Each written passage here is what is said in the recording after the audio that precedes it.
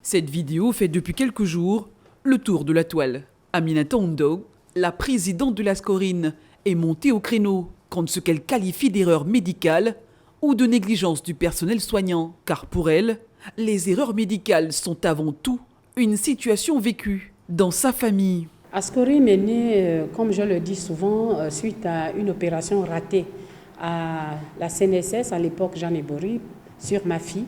Et cet enfant qui s'est retrouvé paralysé a fait l'objet de la curiosité de ses parents qui ont demandé à ce qu'on nous donne des explications sur ce qui est arrivé à cet enfant.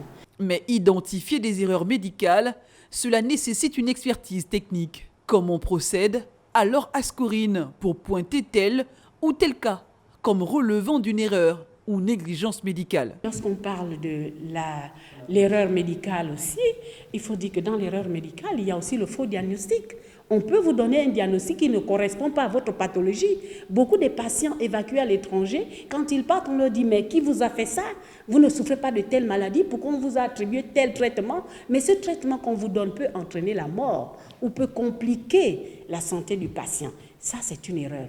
Vous ne pouvez pas donner un traitement à un patient si vous n'avez pas soigneusement posé un diagnostic. En matière de collaboration avec les structures sanitaires, la présidente d'Ascorine pointe une collaboration difficile, alors que la directrice générale du centre hospitalier universitaire d'Ovando invite l'association à un travail d'ensemble. Nous invitons Madame Aminata à se rapprocher des directions médicales et des services sociaux quand elle a interpellé les structures par rapport à un cas.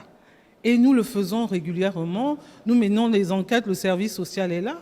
Il va même jusque sur le terrain, voir les familles. Et quand c'est vraiment un véritable cas social, ces cas sociaux sont pris en charge. L'invitation est faite. Reste aux différents acteurs d'en prendre la mesure pour une bonne collaboration et une prise en charge efficace dans les structures sanitaires du Gabon.